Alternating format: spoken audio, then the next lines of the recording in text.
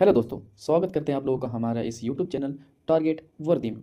इनमें से आज हम पढ़ेंगे भारतीय संविधान के विकास का एक संक्षिप्त इतिहास। ये जो लोशन की जितनी भी पॉलिटी की सारी टॉपिक्स को हम कवर करेंगे।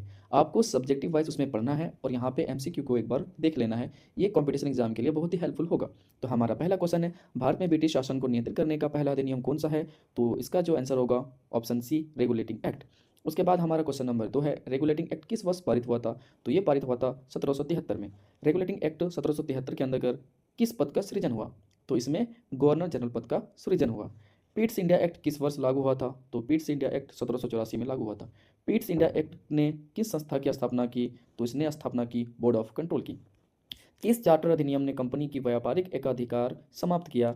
तो 1813 का चार्टर अधिनियम के द्वारा व्यापारिक एकाधिकार को समाप्त किया।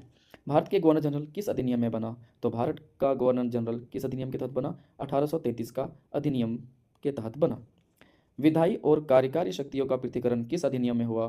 तो विधायी और कार्यकारी शक्तियों का पृथक्करण 1853 अधिनियम के तहत हुआ।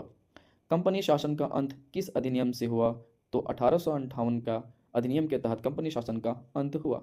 भारत में वायसराय का पद किस अधिनियम से शुरू हुआ? तो भारत में वायसराय का पद 1858 के तहत शुरू हुआ। भारत को विधायी परिषद में शामिल करने वाला पहला अधिनियम कौन सा था?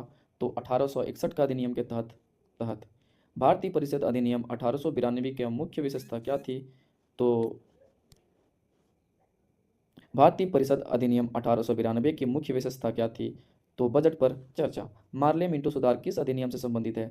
तो 1909। पृथक निर्वाचन की शुरुआत किस अधिनियम से शुरू हुई? तो 1909 अधिनियम के तहत शुरू हुई। भारत सरकार अधिनियम 1909 किस समुदाय के लिए पृथक निर्वाचन लाया? तो मुस्लिम समुदाय के लिए पृथक निर्वाचन लाया। द्वैध शासन प्रणाली किस अधिनियम में लागू हुआ था? तो 1919 अधिनियम में द्वैध शासन प्रणाली लागू हुआ था। द्वैध शासन किस स्तर पर लागू किया गया था? तो ये प्रांतीय स्तर पर लागू किया गया था। मोंटेक्यू चम्सफोर्ड सुधार किस वर्ष लागू हुआ था? तो 1919 में। भारत सरकार अधिनियम 1935 की मुख्य विशेषता क्या थी? कि संघीय व्यवस्था। प्रांतीय स्वायत्तता किस अधिनियम में मिली? तो 1935। संघ न्यायालय की स्थापना किस अधिनियम में हुई? तो 1935 में। भारतीय रिजर्व बैंक की स्थापना किस अधिनियम के तहत हुई? तो 1935 के अधिनियम। वर्तमान संविधान का सबसे बड़ा स्रोत कौन सा अधिनियम है? तो 1935 अधिनियम। भारतीय स्वतंत्रता अधिनियम कब पारित हुआ था? तो 1947 में। भारत को स्वतंत्रता कब मिली? तो भारत को स्वतंत्रता 15 अगस्त 1947 को मिली। संविधान सभा का गठन कब हुआ? तो 1946 को। संविधान सभा के अध्यक्ष कौन थे? डॉक्टर राजेंद्र प्रसाद। प्रारूप समिति के अध्यक्ष कौन थे? डॉक्टर भीमराव अंबेडकर। भारतीय संविधान कब अंगीकृत किया गया था? तो 26 नवंबर 1949 को। भारतीय संविधान कब लागू हुआ?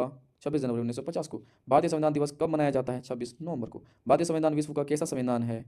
सबसे लंबा लिखित संविधान है। भारतीय संविधान सभा का पूर्ण प्रभुसत्ता कब मिली? तो 1947 को। ब्रिटिश संसद का भारत पर नियंत्रण कब समाप्त हुआ? तो 1947 में। संविधान सभा की पहली बैठक कब हुई? 9 दिसंबर 1946 को। भारत सरकार अधिनियम 1935 में द्वैध शासन कब लागू हुआ? केंद्र में। कहाँ लागू हुआ था? ना केंद्र में लागू हुआ था। 1935 अधिनियम में केंद्र में द्वैध शासन क्यों असफल रहा? लागू नहीं हुआ था। भारत का पहला गवर्नर जनरल कौन था? Warren Hasting. सुप्रीम कोर्ट की स्थापना किस अधिनियम में हुई थी? तो 1773 रेगुलेटिंग एक्ट के तहत हुई थी। भारत परिषद अधिनियम 1861 का उद्देश्य क्या था? भारतीय की भागीदारी। संविधान निर्माण में कुल कितना समय लगा था? 2 वर्ष 11 महीने 18 दिन। भारतीय संविधान की प्रेरणा किस अधिनियम से सर्वाधिक ली गई थी? तो 1935 के। भारत में पहली बार बजट पर चर्चा की अनुमति कब मिली? 1892 में अनुमति मिली। प्रांतीय विषय पर मंत्रियों का नियंत्रण किस अधिनियम में दिया गया है?